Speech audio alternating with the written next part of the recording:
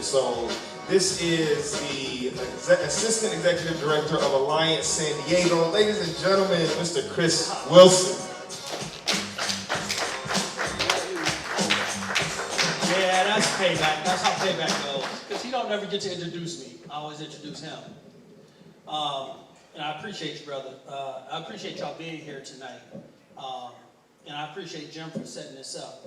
I always said that way back when we first started Collective Purpose, one thing I told everybody was, we're not going to measure our success on how many people show up.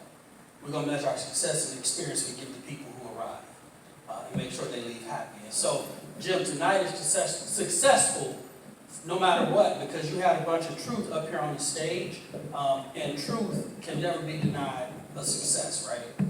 So hold your head high, and next time you do this, we're going to be here with you then too, okay? October 10th. October 10th, we here. We in the building already, it's done. So Jim asked me to come in and register folks to vote, because that's kind of in my wheelhouse of expertise right now. And then he also asked my wife to come and spit a poem, and so we got 2 small kids, so he can't have both of us, and he didn't specify which one he wanted more, so she kind of said, well, why don't you go? And I do what I'm told, so I'm here. And so he asked me to speak a little bit about voting. I want to start where Brother Malcolm ended, about the street lights. Everything he said is true and bad at the same time. True and bad, and it is worse. It's worse because before getting these street lights, the city of San Diego did not put a policy into place governing the use of the data that's collected by these street lights. Let me say that again.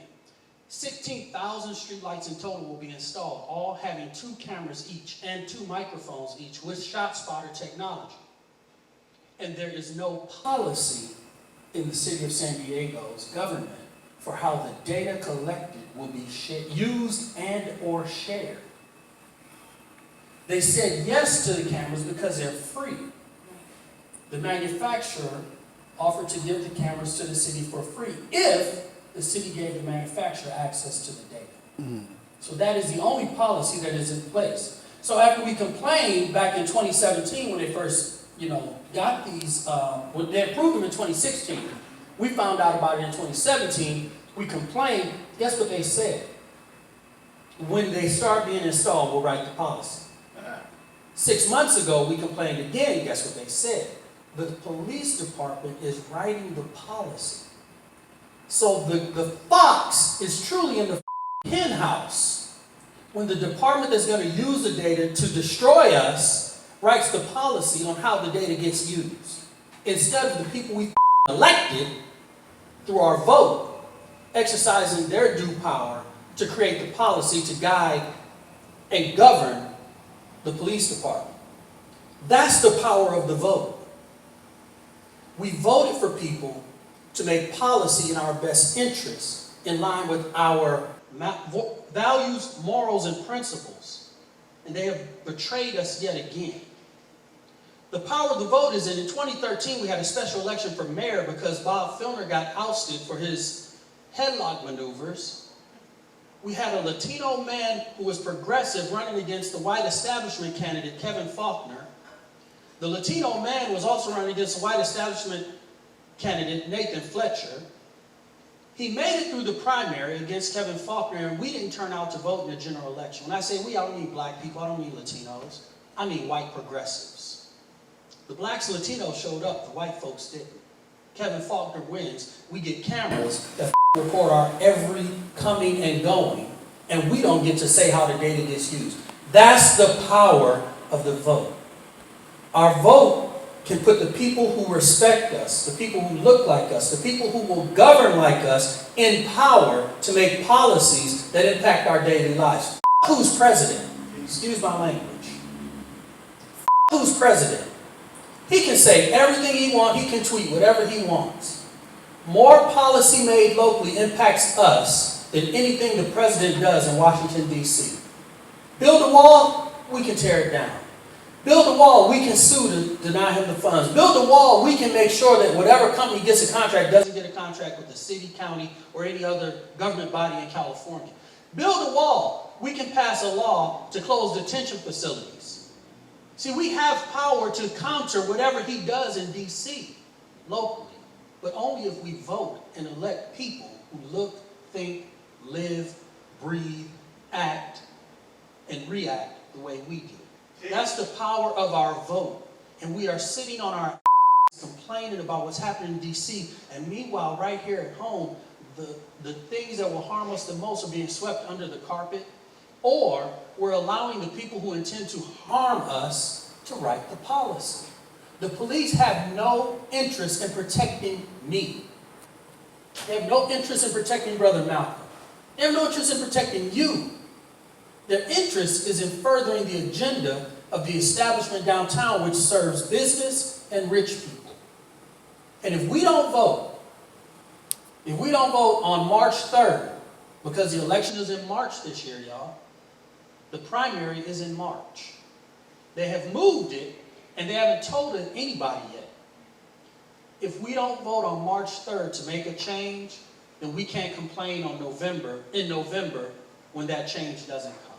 The ballots have to be in, the registration ballot, voter registration has to be in February 12th. It has to be in 2 weeks, 15 days before Election Day. You have to register to vote in the next election 15 days before Election Day.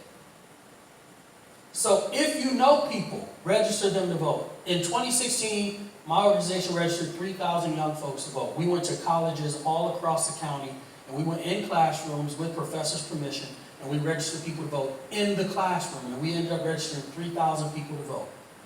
Since 2009, we've been doing voter engagement, voter outreach, voter registration, and we have 110,000 voters in our database right now in the city of San Diego, 125,000 in the county, of voters we can mobilize to support issues, policies, initiatives that are going to change our community. But it does not matter, any of the work we do does not matter if people don't vote. Voting isn't the only way to make change, it's one way. Voting is a tool. Voting isn't the change. It is the tool for change. But if we sit down and we don't vote, then we can't complain when the outcome happens. We can't turn things around after the election is done. We can enact all the laws we want in California. That might help us, but it's not helping nobody in Alabama. It's not helping nobody in Mississippi. It's not helping nobody in Louisiana. We have a lot that we can do at the ballot box, but we got to show up. So please, tell everybody you know, this election is for our lives. And people have died based on who's in office, locally, at the state level, and in the national government. I tell this story all the time. When Arnold Schwarzenegger was governor, in order to balance the state budget, one of the things he did was cancel all state funding for battered women's shelters.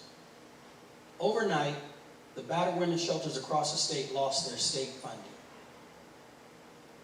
Women who had nowhere else to go were forced to stay in harmful situations. We know that that killed some people. We know that that changed some children's lives. We know that that put some people in situations that they had no remedy for. We can't allow things like that to happen again. If we give 4 more years to the right, if we give 4 more years to the folks who don't look out for us, then they'll be coming for us next. And it's a short step to my doorstep from the door next to mine. So we got to do everything we can to protect ourselves and our neighbors, and voting is one way to do that. So please talk to everybody you know, get them to go out and vote on March 3rd. If they're not registered, get them a voter registration form. If they don't know how to register, they can go online, they can go to DMV. There are many ways to register to vote. And I'm going to end on this. We talk about voter suppression and how that happens everywhere else. We need to be focused on what's happening here in San Diego. We have a registrar of voters. I'm going to tell you 3 things about him. He was a registrar in Cuyahoga County, Ohio, 2004. Look it up. He was a registrar in San Diego in 2016, where there were 3 polling locations and police stations and 2 polling locations and funeral homes in the Latino neighborhood. Check it out. In 2018, he canceled the police stations, but he kept the funeral homes. That's voter suppression, y'all. When you put polling locations in places that you know are culturally insensitive, you're doing it to keep people from turning out to vote. Even after being told, he did it anyway. We need to make sure we change the county government so we can change our registrar to somebody who's going to promote voting in the communities where voting is not a value, where voting doesn't happen, and where it needs to happen so we can make change in the world. Thank you very much, Jim, for this platform. I appreciate all you for coming out tonight, and I hope the next poet blows up the stage.